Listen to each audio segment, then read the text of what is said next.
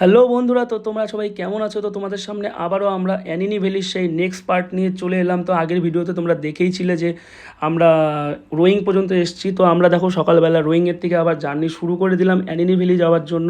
তো এখানে ফার্স্ট আমরা ব্রেকফাস্ট সেরে নিলাম এখানে। তো এখানে খাবার দাবার কিন্তু আমার মোটেও একদমই ভালো লাগেনি। তারপর আমরা কিন্তু ওখান থেকে চলে গেলাম একটা গ্রেনাইটের পাহাড় দেখতে, যেটা দিয়ে নাকি সিমেন্ট তৈরি হয়। তারপর গ্রেনাইটের পাহাড়, এই যে দেখতেই পারছো এই ভিউটা, এটা কিন্তু খুব সুন্দর।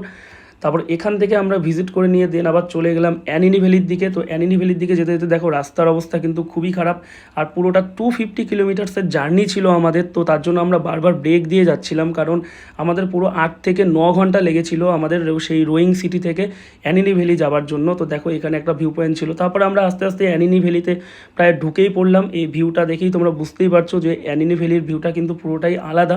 তারপর আমরা আরেকটা ভিউ পয়েন্টে দাঁড়ালাম সামনে। তো সেই ভিউ পয়েন্টের নজারাও তোমরা দেখতেই পারছো। ওখান থেকে একটা ফার্স্ট টাইম আমার লাইফে এক্সপিরিয়েন্স হলো। দেখো আমাদেরকে ল্যান্ডস্লাইড দিয়ে এখানে স্বাগত জানাচ্ছে প্রকৃতি। তো ল্যান্ডস্লাইড চোখের সামনে জীবনে কিন্তু ফার্স্ট এরকম।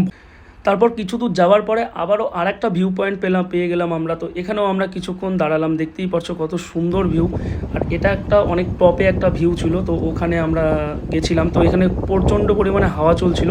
তো ওখান থেকে আমরা ফাইনালি অ্যানিনি ভ্যালির যে অ্যানিনি টি রিসর্ট আছে, তো ওখানে আমরা চলে এলাম। তো দেখতেই পারছো এখানে কিন্তু যত ধরনের রিসর্ট আছে সব এই ধরনেরই হয়, আর প্রচণ্ড এক্সপেন্সিভ হয়। এটা কিন্তু আমাদের 6,000 টাকা একটা রুমের রেট নিয়েছিল। তো দেখতেই পাচ্ছ ভেতরটা কিন্তু খুবই সুন্দর। আর আমাদের এখানে কিন্তু এক্সট্রা একটা বেড নিয়ে নিই, তো আমাদের 4 জনের কিন্তু খুব ভালো মতন করে এখানে হয়ে গেছিলো। আর এটা কিন্তু ওই হোটেলের বা রিসর্টের কিচেন এরিয়া। তো একটা ব্যাপার হলো কি, আমরা টেন্টে থাকার পরিকল্পনা করি রাতের বেলায়। তো আমরা এখন হোটেল ছেড়ে আমরা টেন্টে ছিলাম বাইরে। তো এখন রাত 2টো বাজে। তো বাইরের একবার ভিউটা তোমরা দেখো, রাত 2টো বাজে ভিউটা একবার দেখবে কি মারাত্মক ধরনের ভিউ। তো এই যে এটাই ছিল কিন্তু ভিউ, খুব ভালো তাই না? তো তারপর কিন্তু সকাল হয়ে গেল, আর সকালের পরিবেশটা এত সুন্দর আর এত নিরিবিলি। এখানে কিন্তু পপুলেশন বলতে গেলে একদমই লো, খুবই লো। তো চারিদিকে শুধু ফাঁকা আর ফাঁকা, লোকজন বলতে কিন্তু খুবই কম এখানে। তো সকালবেলা আমরা এখানে ব্রেকফাস্ট করতে যাচ্ছি। তো ব্রেকফাস্ট করতে যাওয়ার সময় কিন্তু বৃষ্টি হচ্ছিলো এখানে। আর সামনে দেখি কালুরা বসেছিল কিছু। তো কালুরা হয়তো আমাদের ভাষা বোঝে না, তাই তারা কিন্তু কোনো রেসপন্স করছিল না এখানে।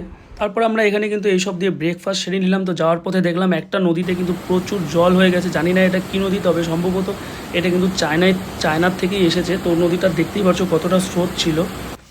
সো আজকের ব্লগটা কিন্তু এখানেই শেষ করতে হচ্ছে। তো নেক্সট ভিডিওতেই তোমাদেরকে দেখাবো যে সেই বিউটিফুল চিগু রিসর্ট এবং আরও অনেক কিছু। তো চলো পাশে থাকো এবং কেমন হয়েছে ফিডব্যাক দিয়ে অবশ্যই জানিও।